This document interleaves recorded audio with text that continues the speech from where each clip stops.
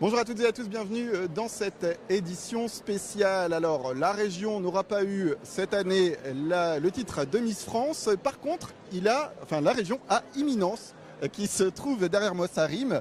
Mais en tout cas, c'est l'égérie ici du Salon de l'Agriculture. C'est la Bleu Nord. Et pour en parler, nous sommes avec son propriétaire, celui qui la chérit toute l'année. Bonjour à vous, Gilles Druet. Bonjour. Alors, vous êtes de Saint-Aubin à côté de Maubeuge et on va parler un petit peu de cette égérie Imminence qui est avec nous. Voilà, comment elle a été sélectionnée pour cette édition?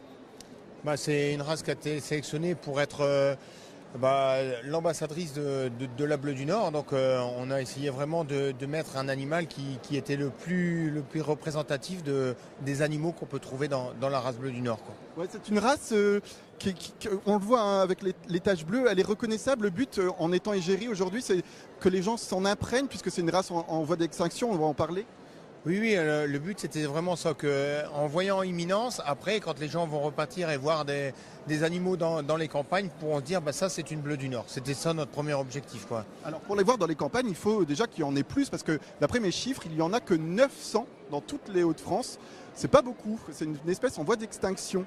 Ah oui, c'est sûr qu'elle est soutenue par un programme de races menacées, justement, parce que je peux même vous donner un autre chiffre, on n'a que 570 animaux qui sont vraiment inscrits au contrôle de performance, quoi, ce qui est vraiment très très peu par rapport à la Primogène qui est par exemple à près de 2 millions d'animaux, quoi. Donc c'est énorme, quoi, la différence. Alors justement, c'est ça qui est important, c'est que grâce à votre exploitation notamment et d'autres qui choisissent cette Bleu du Nord, c'est qu'on peut voir un petit peu cette race, ses courbes, mais aussi ses propriétés. Alors c'est une vache qui est ni trop laitière, ni trop viande. Qu'est-ce qui la caractérise, cette Miss? C'est une race mixte, hein, on sait à la fois faire du lait et de la viande. Et donc après, ses caractéristiques, c'est que c'est quand même une vache qui est hyper bien adaptée pour les systèmes de bio, notamment les systèmes bio souvent à base de pâturage, de prés, d'herbage. Et voilà, c'est une race qui est bien adaptée dans des conditions climatiques quelquefois un petit peu plus rudes, notamment en début de saison et en fin de saison. Et on arrive à tenir les animaux un peu plus longtemps au pré, quoi. Ouais, parce que le bio, il faut le mettre en avant également. C'est vrai que c'est quelque chose qui évolue, c'est un marché qui augmente. Et donc cette Bleu du Nord, si je comprends bien, elle est plus adaptée à aller dehors. Elle va passer beaucoup de temps dehors, c'est ça? Oui, chez nous, en tous les cas, elle passe beaucoup plus de temps dehors.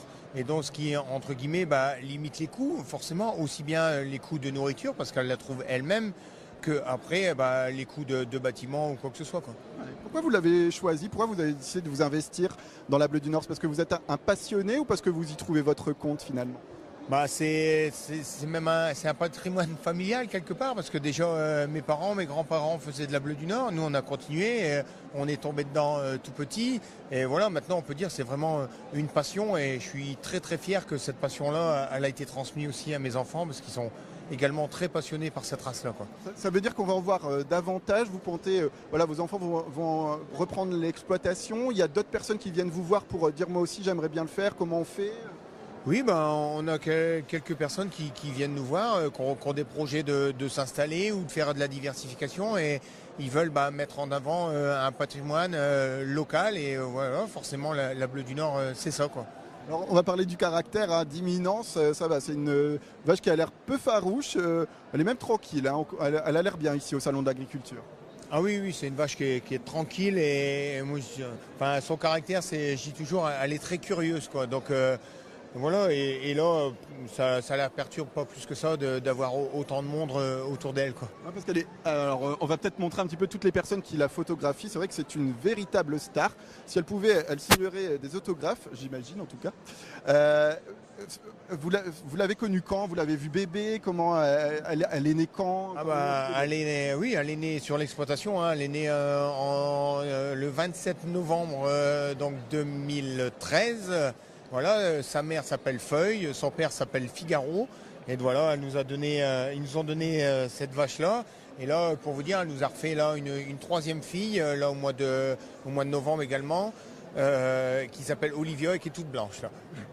Et alors, une autre question, parce que c'est vrai qu'ici au Salon de l'Agriculture, on voit énormément de vaches. Qu'est-ce qui se dit quand les personnes viennent voir la vache? Est-ce qu'ils voient en tout cas ce bleuté qu'on peut apercevoir? Est-ce que c'est quelque chose qui saute aux yeux ou pas forcément?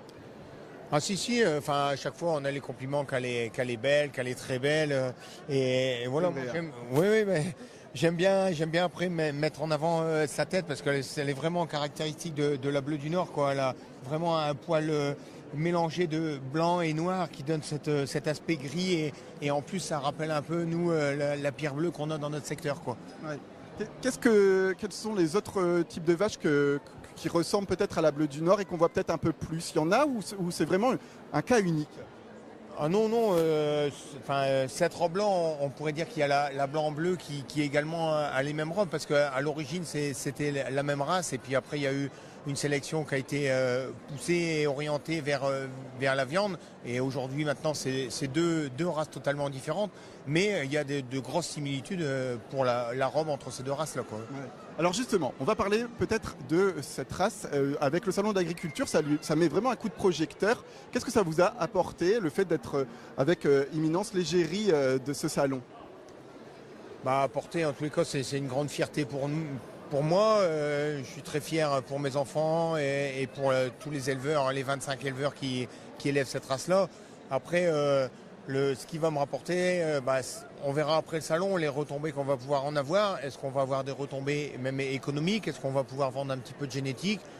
Moi, je me dis qu'à la fin du salon, si on a réussi à convaincre 8, 10, 15 éleveurs à essayer de se lancer à élever un peu de bleu du Nord, voilà, moi, je serais content d'avoir fait ça, quoi. Et pour l'instant, il n'y a pas de contact encore? Si, je vous dis, on a eu quelques contacts de personnes qui veulent s'installer sur des petites structures avec un petit peu que de la prairie. Et donc, ils veulent essayer de valoriser par de la diversification et en essayant d'avoir l'image, par exemple, de la bleue du Nord, quoi. Dernière question avant de se quitter, avant de laisser notre Imminence en paix. Aujourd'hui, l'agriculture dans les Hauts-de-France, 3e région agricole, c'est une bonne place pour vous? Est-ce que la région a encore de l'avenir, sachant qu'elle était première il y a encore quelques années? Ah oui, mais c'est quand même une région riche en production agricole. Et je veux dire... Malgré les difficultés? Oui, mais après, première, deuxième, troisième, je dirais, entre guillemets, aller sur le podium, donc c'est déjà une bonne chose, quoi. Mais voilà, il y a énormément de ruralité dans les Hauts-de-France.